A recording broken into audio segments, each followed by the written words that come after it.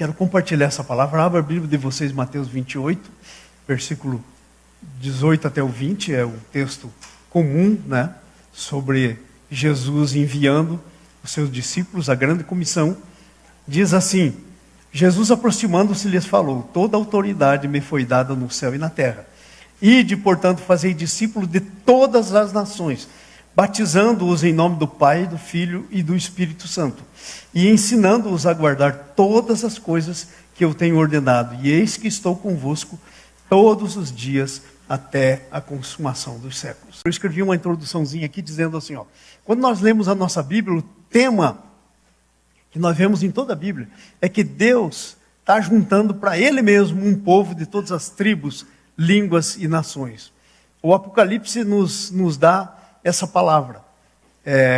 Apocalipse 5, versículo 9, diz assim: e entoavam um cântico novo, dizendo: digno és de tomar o livro, abrir os selos, porque fostes morto, e com teu sangue comprastes para Deus os que procedem de toda tribo, de toda língua, de todo povo e de toda a nação.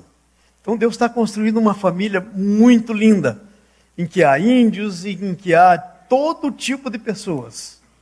Todo tipo de pessoas. E essa família de Deus, que Deus está levantando sobre toda a terra.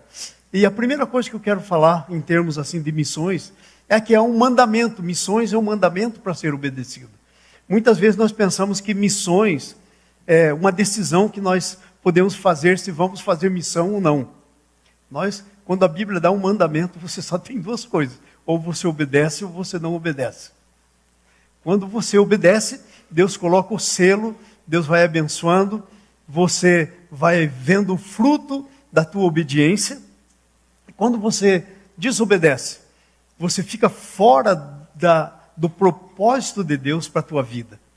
Então, se Deus tem um chamado para você, talvez não seja igual o meu chamado, talvez não seja igual o chamado de muita gente que você conhece, mas se Deus tem um chamado para você, a questão é obediência e não o que você acha que você deve escolher.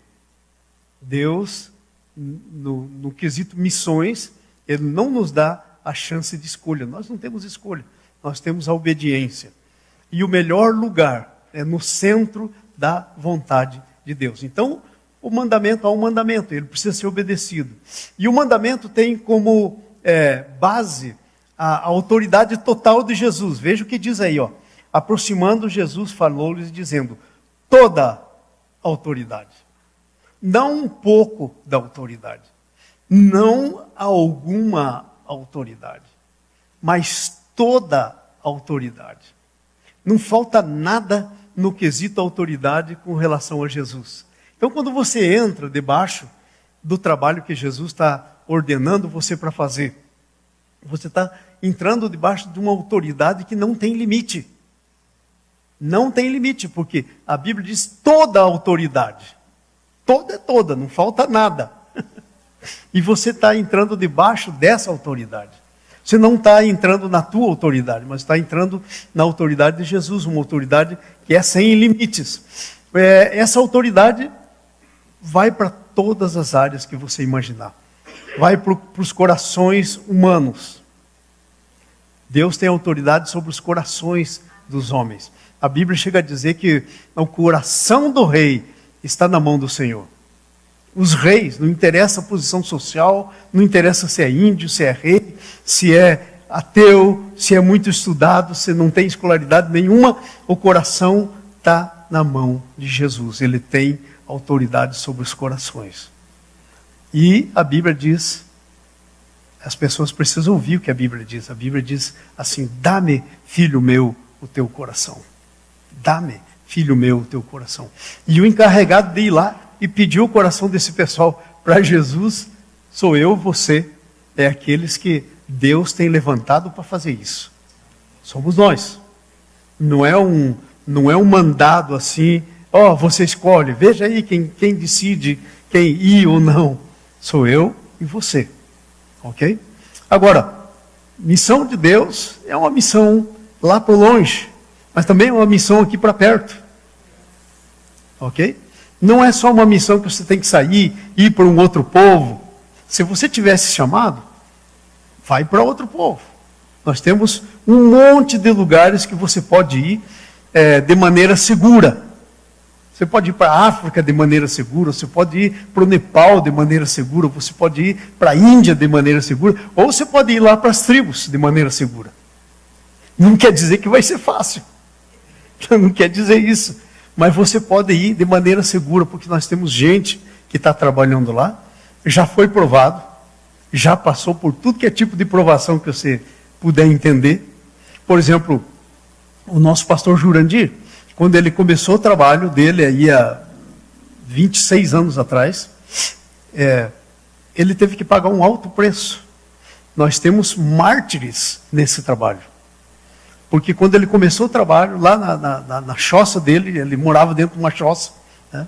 E ele fez uma outra choça para sair a igreja, e aí a tribo dele se revoltou, e ele tinha um filho de uns 10, 11 anos, passaram o facão no pescoço do filho, enfiaram uma lança na cabeça dele e cravaram na frente da porta do lugar que ele tinha construído para ser a igreja. O filho dele. E desde então, Deus tem abençoado o trabalho, ele tem ido. Agora ele nos contou que tinha uma tribo muito brava, que tinha dito para ele que se ele passasse por lá, passasse na terra da tribo deles, eles iam matá-lo.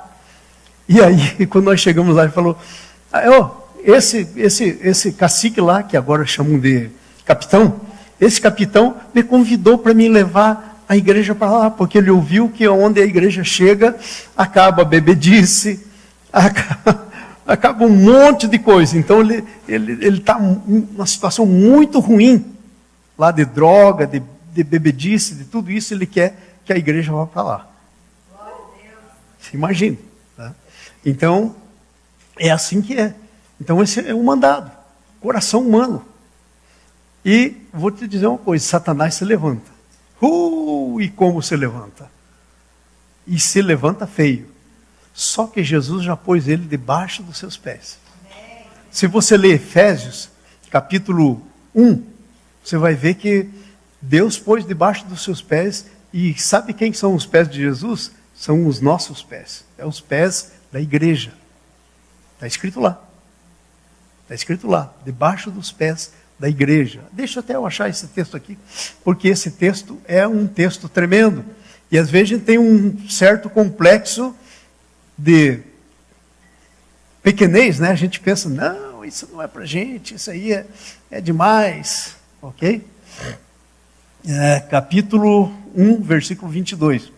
E pôs todas as coisas debaixo dos seus pés, e para ser ele o cabeça sobre todas as coisas, o deu à igreja. Quem são os pés? Os pés da igreja. A qual é o seu corpo, a plenitude daquele que a tudo enche em todas as coisas. Então os pés de Jesus são os pés da igreja. As mãos de Jesus são as mãos da igreja. Os olhos de Jesus são os olhos da igreja. Amém? A boca de Jesus é a boca da igreja. Então, ele tem toda a autoridade, o mandamento a ser obedecido com base na autoridade dele. Agora veja só, a autoridade de Jesus vem do que ele é, não do que nós podemos fazer por ele.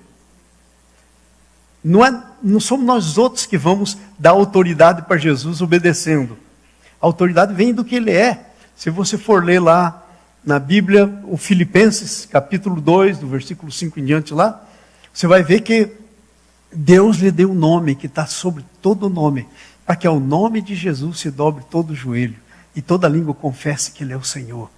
E ele diz, por quê que deu isso para Jesus? Ele diz, porque ele não teve como exaltação o ser igual a Deus. Antes ele se humilhou a si mesmo, assumindo a forma de servo, reconhecido em figura humana, em figura de servo. E ele foi até a morte de cruz, levando o nosso pecado. Então olha que coisa interessante isso. Então a autoridade de Jesus é baseada no que Jesus é. Não é somente baseado no que ele pode fazer, mas é no que ele é, a essência dele. E agora eu quero dizer para você isso. O que Jesus é o mesmo Jesus que habita em você. A essência de Jesus em você. Isso é o que ele é. Ok? Então Jesus não é um conceito na cabeça. Jesus não é uma filosofia.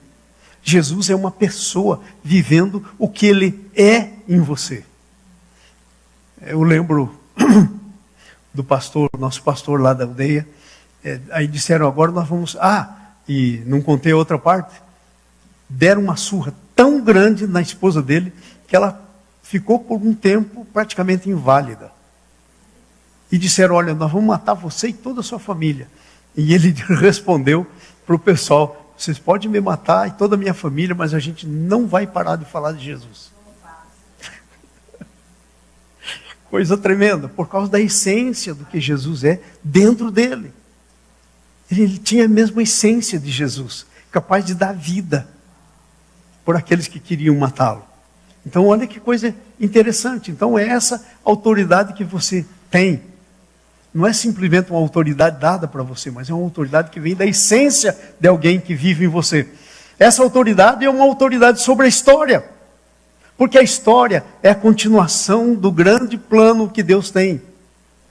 De ter muitos filhos, filhos de todas as nações, de todas as tribos. Então Jesus vem quando se completar o número dos filhos que Ele quer ter. Então essa autoridade está sobre a história. Não interessa o que está acontecendo na história. Jesus é Senhor da história. Jesus é Senhor da história. Se você ler o Velho Testamento, tem umas coisas incríveis.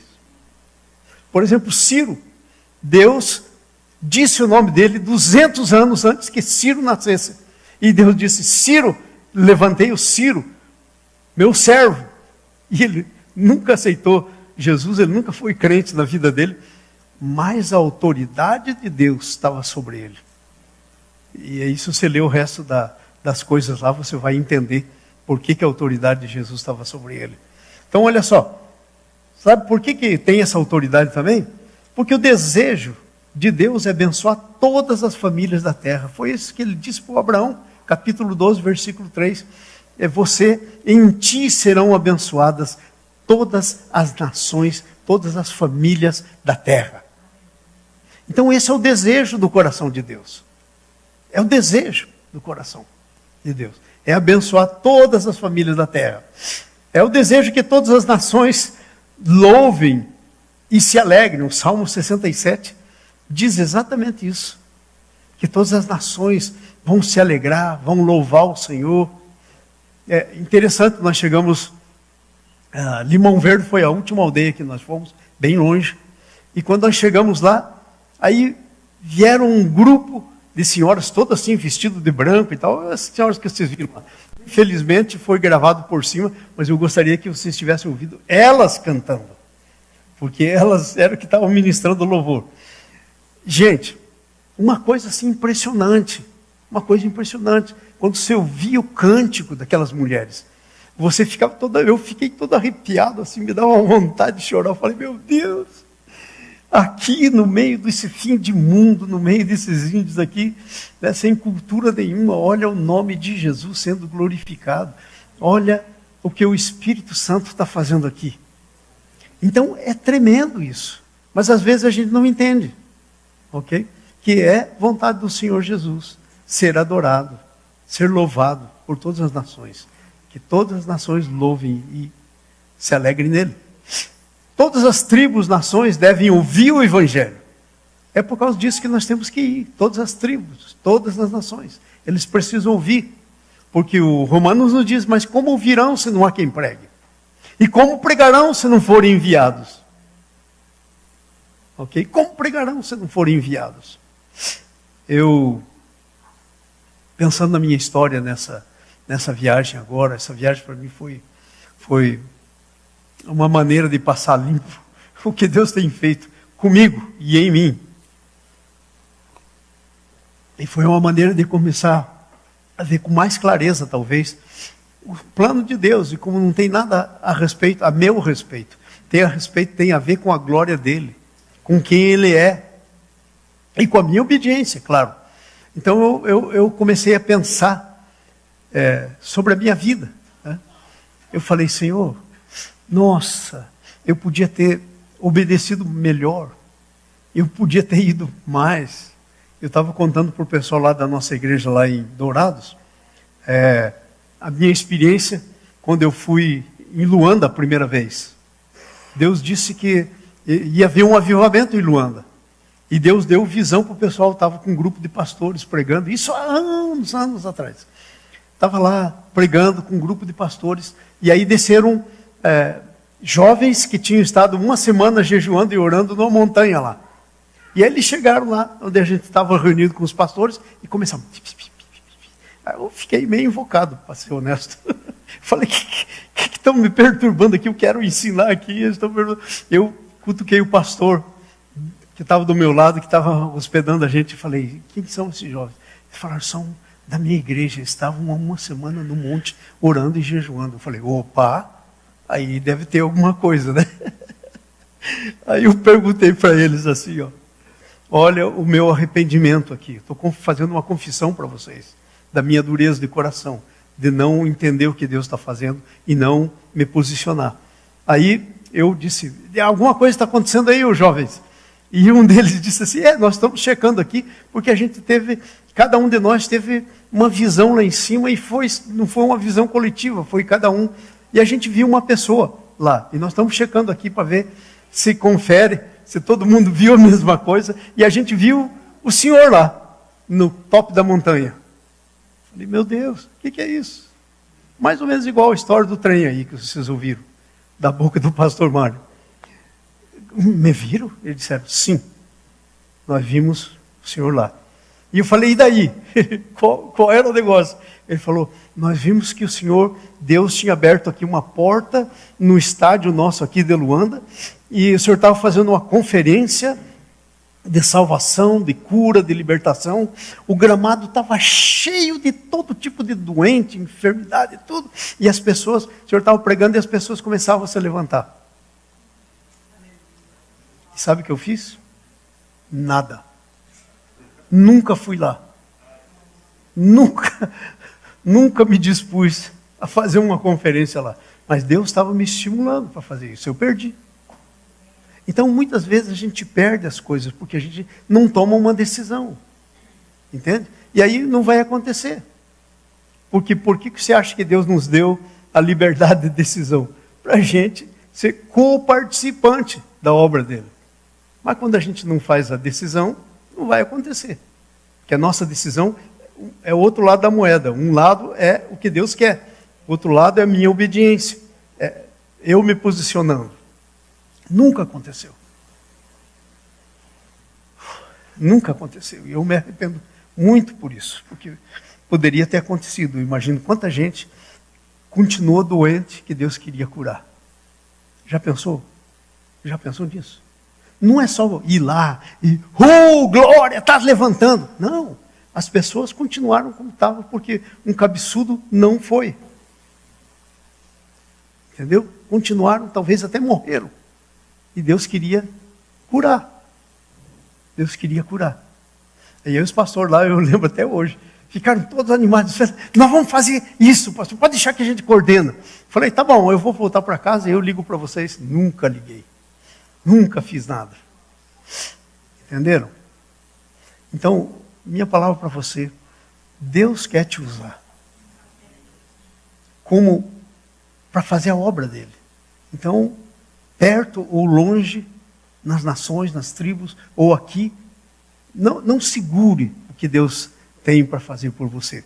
Então, as tribos devem ouvir o evangelho. Sabe por quê? Por causa do pecado. Romanos 3, 23, todos pecaram e todos carecem da glória de Deus. O pecado, o juízo de Deus sobre o pecado. E não é plano de Deus executar juízo.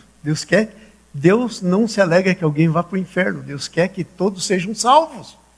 Porque Deus não criou a gente e nenhum ser humano para ir para o inferno. O inferno Deus criou para os anjos desobedientes. Mas as pessoas acabam indo lá. Alguns porque ouvem, não aceitam. Mas a nossa obrigação é falar. Ok? Por causa do pecado. Deus quer que a história que Ele pensou antes que você nascesse se cumpra na tua vida. E Deus tem um propósito. Antes que você nascesse. E Deus quer que isso se cumpra na tua vida. Ele não quer que você vá lá para a sepultura levando tudo isso que Deus colocou em você. Ele não quer. Amém? Então Ele quer que isso se cumpra na tua vida. E aí um dia, pela misericórdia, Deus vai contar coisas. Foi a primeira vez que eu ouvi a história do tal do trem que o pastor Mário contou. Eu não conhecia essa história. Aí ele estava lá um dia, tomando café pela manhã, ele falou, pastor, eu já te contei a história do trem? Eu falei, nunca ouvi. Ele falou, nossa, essa é uma história tão antiga. Antes de eu vir para cá, que eu conheço o pastor Mário há muitos anos, antes de vir para cá, ele começou a me contar a história do trem. Eu falei, olha, esse negócio eu preciso gravar, porque... Vocês entenderam? Então, na tua história, Deus tem coisas que Deus quer fazer. Que depois você vai pensar, mas, poxa, quem sou eu? Quem sou eu? Quem sou eu? Aí eu fui almoçar com os irmãos lá, o Ferter, que é pai do pastor Robert, e a Clotilde, mãe dele. Fomos almoçar lá, e aí Deus começou a me incomodar, falar, conta as histórias para eles que eles não sabem. Aí eu fui contar uma história para o Ferter. Um dia eu estava no banco, preparando para a gente ir, eu plantava igreja em cidades brasileiras que não tinha igreja evangélica. Para alguém se converter, tinha que sair da cidade, ali no sul de Minas. E eu estava lá, no dia seguinte a gente estava já para viajar, porque a gente ia no Rio de Janeiro, a gente fazia um impacto lá no fim de ano, o pessoal enchia a praia de Copacabana de tenda espírita, e a gente ia lá, e eu treinava um grupo de jovens, e a gente ia lá fazer o impacto e ia para o lugar que a gente tinha marcado. E a gente estava pronto para sair, tinha que sair no dia seguinte. E a gente não tinha, a Nícia não tinha dinheiro em casa nem para comprar leite para os meninos. Aí eu fui no banco para ver se tinha lá algum dinheirinho para comprar leite. Quando eu estava lá no caixa do banco vendo a minha conta, pedindo para ver a minha conta, uma mão veio por cima assim e pôs dinheiro no meu bolso. Eu segurei a mão assim, olhei, era o Ernest Ferter, que depois se tornou meu filho na fé. Mas, nesse tempo, ele era ateu. Ele era ateu. E aí eu falei, Ferter, eu quero contar uma história para você. Lembra daquela vez no banco? Ele falou, ah. E aí eu contei para ele. Ele não tinha um centavo, e a gente ia viajar no dia seguinte. E o dinheiro que ele pôs no meu bolso era exatamente o dinheiro que a gente ia precisar para ir, fazer tudo o que tinha que fazer, tirar umas férias no fim do ano e voltar. E aí ele começou a chorar. Ele começou a chorar. Então, Deus quer fazer essas coisas. E por que Deus quer fazer essas coisas? Porque Ele quer ser adorado. Porque Ele quer usar de graça, misericórdia, com alguém que se diz ateu. Ele quer ser adorado. E aí Ele, então, passou a me contar como é que foi que Ele fez uma decisão para Jesus. Ele nunca tinha me dito. Ele falou, olha, você falou tanto desse tal de Jesus, que um dia eu resolvi tirar limpo. Eu falei, ah, é? E como é que você fez? Eu estava lá tomando meu vinhozinho, ele trazia da Alemanha, importava um vinho que era, as uvas eram colhidas à mão. Ele tinha caixas desse vinho, e eu ia sempre lá tomar um vinhozinho com ele, e evangelizar. E ele fumava um cachimbão. Ele dizia, eu posso fumar aqui? Eu falei, à vontade, né? Depois você larga desse cachimbão, mas pode. E eu ficava evangelizando ele. Um dia ele disse assim, eu fiquei muito irritado com o que você estava falando para mim. E eu disse, eu quero ver se esse negócio está certo. E antes de dormir, ele se ajoelhou do lado da cama dele, e ele disse, Jesus, se é isso que esse jovem aí está falando para mim, se esse negócio é verdade, eu quero saber. Aí Jesus apareceu para ele no sonho e falou com ele. E ele entregou a vida para Jesus. Já pensaram? Então é isso que Deus quer fazer. Simples. Não depende tanto de quão eficiente você é. Depende do teu amor no coração pelos perdidos. É disso que depende. Amém? Aqui mais uma coisinha. O padrão de missões. Missões têm um padrão. Ok? Está lá em Atos capítulo 13, versículo de 1 até o 4. Vamos fazer a leitura? Havia na igreja de Antioquia profetas e mestres, Barnabé, Simeão, por sobrenome Níger, Níger quer dizer negro, Lúcio de Cirene, Manaém, Colasso de Herodes, sabe o que quer dizer Colasso? Criado que mamou no mesmo peito do Herodes. Esse é o Colasso. Mamou na mãe do Herodes. O Manaém. E Herodes o tetrarca e Saulo. E servindo eles ao Senhor e jejuando, disse o Espírito Santo: separai-me agora a Barnabé e a Saulo para a obra que os tenho chamado. Então, jejuando e orando, e impondo sobre eles a mão, os despediram. Olha aí o que está escrito sobre o padrão de missões. Primeiro, a igreja envia, mas é o Espírito Santo que dá poder. Jejuando, orando, o Espírito Santo é o que dá o poder. A igreja que envia, mas é o Espírito Santo que dá poder. Não é poder de quanto conhecemos a Bíblia, não é poder do quanto educados somos, não é não é poder dos degrees que a gente tem, é poder do Espírito Santo, ok? Que não está nem aí com as coisas dos homens. Então, olha, o Espírito Santo dá poder. O chamado deve ser confirmado pela igreja. O que está escrito aí?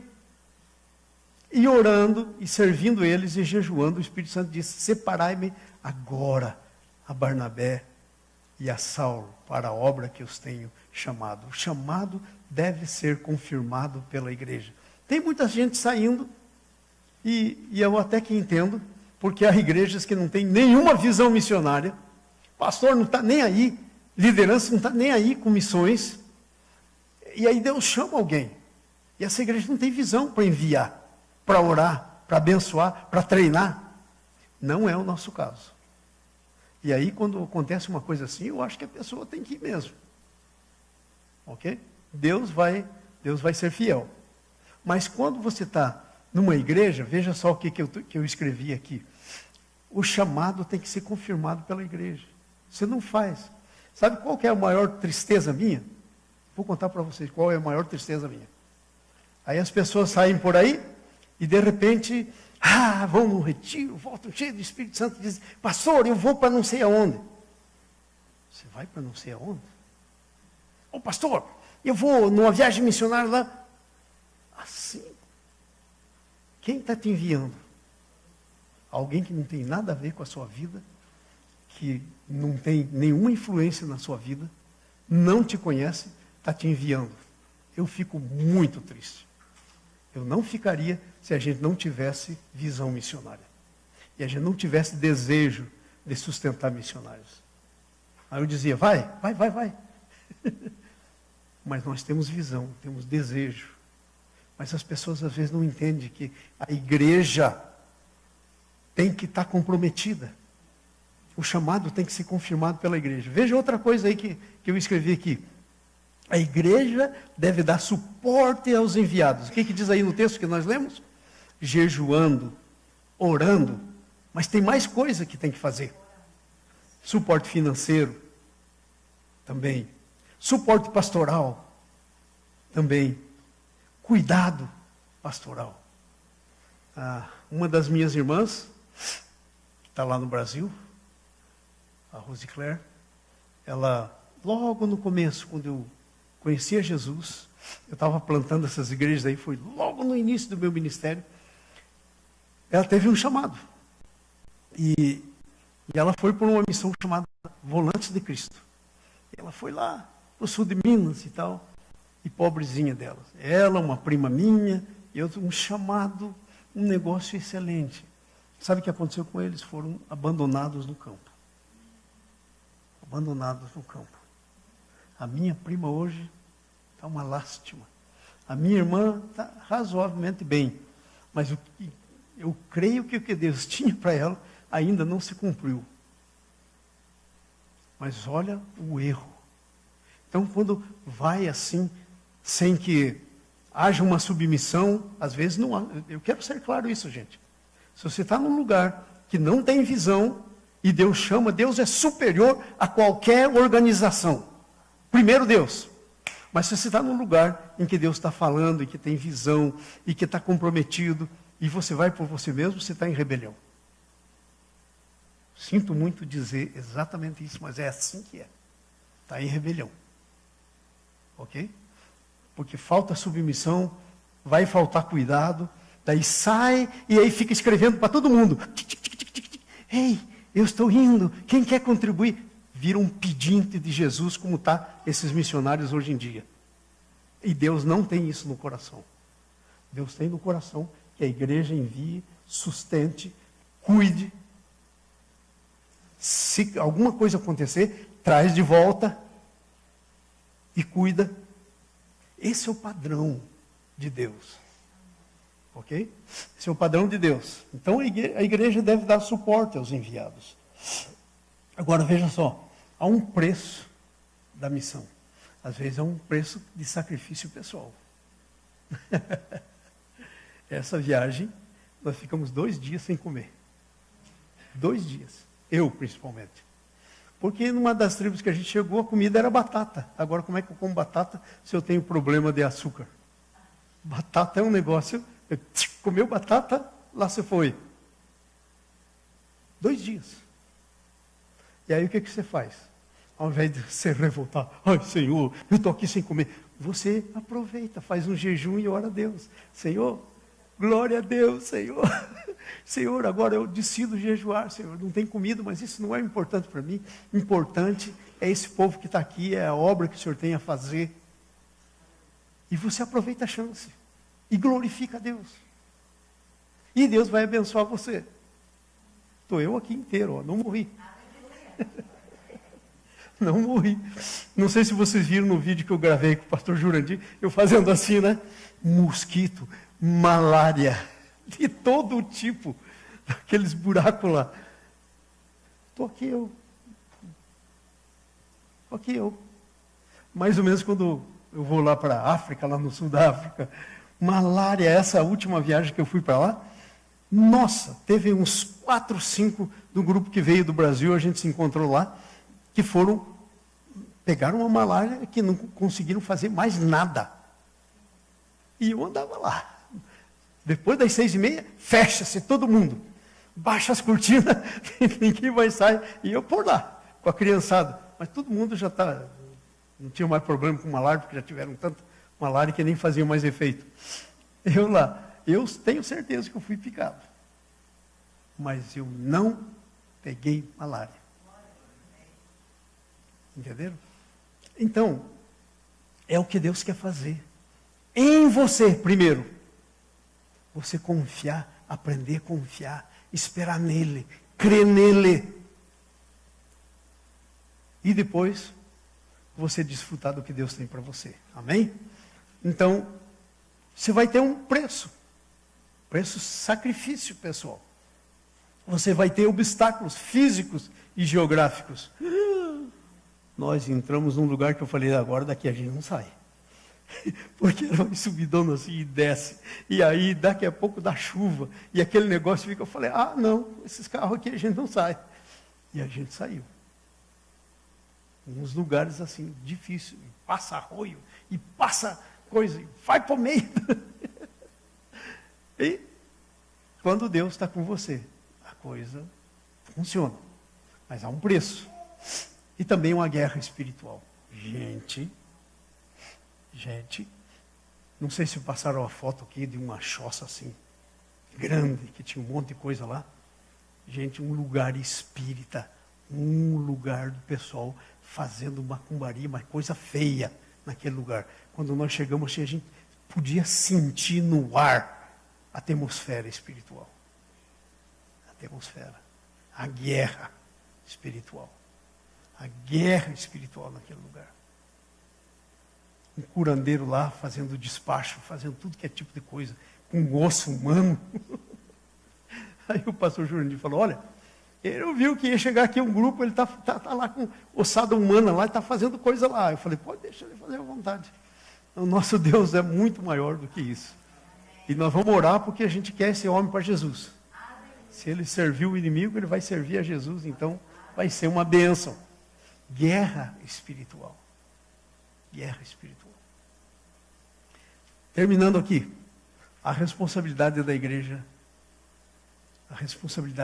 local, da nossa igreja, da ICC Atlanta, que é a nossa responsabilidade. Qual é a responsabilidade? Primeira é oração intencional. Quer dizer, oração como quem quer orar pelos missionários. Ok? E nós temos vários missionários no campo. E vou dizer uma coisa para você, temos orado muito pouco. Muito pouco. Se os pobrezinhos dependessem da nossa oração aqui, a coisa ia estar mal. Nós precisamos começar a orar mais intencionalmente por missões. Orar mais intencionalmente. Dizer, Senhor, visita esse povo. Dá, Senhor, poder a esse povo. Nós temos gente sofrendo. Agora mesmo, acabei de chegar, ontem, eu recebi lá do Nepal um recadinho de alguém que foi expulso, recebeu Jesus. Uma garota lá foi expulsa, levou uma surra sabe, de cabo de vassoura do pai e foi expulso de casa, porque aceitou Jesus. Perdeu o nome de família, não pode mais visitar a família. Foi expulso. Então, a gente, nós precisamos ser mais intencional na nossa oração. Outra coisa, contribuição para missões. Nós aqui, todo dízimo que você dá, 10% do nosso dízimo, o dízimo dos dízimos, vão para missões. Glória a Deus por isso. Mas nós temos que aprender a doar sacrificialmente. Doar sacrificialmente. E eu estou dizendo isso para você com toda tranquilidade, porque eu faço isso. Não pense que a igreja está pagando para mim passagem, ida, estadia, dinheiro que eu gasto lá. Não pense. Não está não, pago do meu bolso. E consagro ao Senhor. E sou abençoado. Essa é a parte que eu quero dizer para vocês. Eu sou abençoado. Eu não estou reclamando. A igreja poderia pagar. Mas eu faço questão de eu contribuir sacrificialmente. Compro a minha passagem. Vou. Gasto e ainda levo mais um dinheiro para abençoar. Cada uma dessas tribos que eu fui, coleta dólar. E aí o pastor olhava o dólar entrando lá. E ele olhava para mim e eu falei, não sei como é que você vai trocar esse negócio, mas isso aí vale. Vale 5 vezes o teu dinheiro aqui. Vocês estão entendendo? A gente tem que aprender a doar sacrificialmente. A gente precisa aprender a ter cuidado dos nossos missionários. Às vezes, um textozinho que você manda, uma cartinha que você manda, qualquer coisa que você faz, para eles é muita coisa. Para eles é muita coisa. Para eles que estão lá no dia a dia, e passa um mês, e passa 2 meses, e passa 3 meses. Para eles, você não tem ideia a minha chegada lá, como é que foi.